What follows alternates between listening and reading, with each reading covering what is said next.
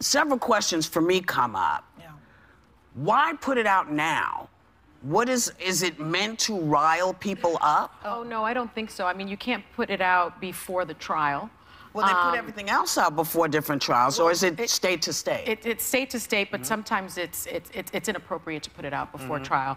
And I think, you know, not only did the... Because it's prejudicial? Yeah, I mean, it can affect the prospective jury pool, so you generally don't do that. And I think, you know, the prosecutor's officers released it, the Minnesota Bureau of Criminal Apprehension released it, in large part because it's a public record, and people were asking to see the evidence at trial. But I still don't understand, because if we're seeing this happen over and over, and we talked about the officers in Staten Island, that was on television every other day. So I don't understand why why you would send this out. You know that this is volatile.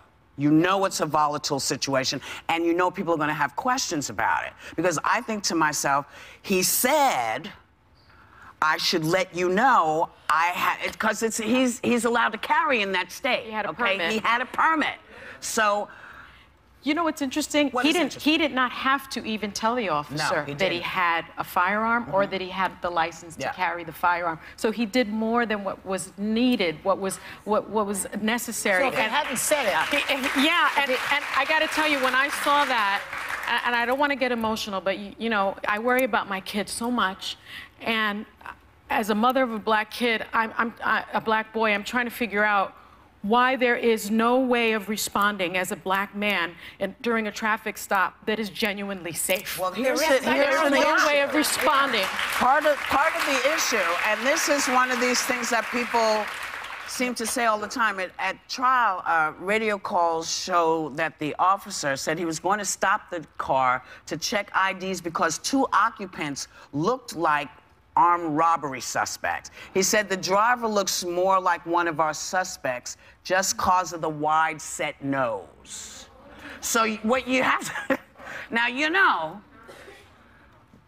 people of color tend to have... We tend to have that. Wider noses. Yeah, tend to have The person had dreads. So, you know, someone says... he also said he had a grip a lot wider than a wallet. I guess his hands were spread, I feel, so that you could see he wasn't holding anything. And he says, I'm not going for the gun.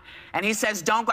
And he says, I'm not. And the girl says, Diamond says, he's not going for the gun. And then it's pop, pop, pop, pop, pop. So, he shot him 17 times, right? Seven times. And think about it. And I know I'm going to get all the tweets. Sonny makes everything about race. Sonny's a racist. Close your eyes and imagine the occupants in that car being white. We would not be talking about this.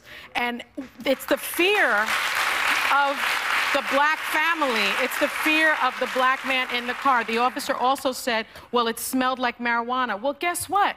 A lot of people, you know, there are a lot of cars that smell like that. But they didn't find any marijuana in the car. The thing I don't understand, which I wish someone would come out and clarify, because if they're going to release what you said it was public record, I wish someone could come out and say, let me explain this to you. Because when you watch, what you don't understand is, I don't understand how you could come back with anything else. And what should he have done? What law enforcement says, you know, he revealed he had a gun, he had his, like, I don't know what else he could have done. He did more than what was required. Why did the jury say that he was not guilty? Basically, the cop testified that he feared Castile was grabbing for the gun. And if you read some of it, he says, I know he had an object and it was dark, and he was pulling it out with his right hand. And as he was pulling it out, a million things started going through my head, and I thought I was going to die. So what my problem here is with police training, if you take this job, you have to know that you're going to be put in these situations where you can't jump to react. You can't, if you're the type of person that's going to get in this situation and get terrified and react. In the back. First of all, there's a 4-year-old sitting in the damn back. The cop. And he, you know, I mean, it's crazy. And you're right. You know, and it's like, I can't remember this wonderful man who was on with us. He said, not everybody's cut out to be a policeman. This policeman... That was David Brown. That was Chief David Brown. This policeman has been taken off the force. Yeah. But the conversations have to continue, because it's only a matter of time before it's y'all. You know, or it's somebody who's Native American, or it's a Mexican person, or we're all in danger of people not being prepared for the job. There are great cops out there.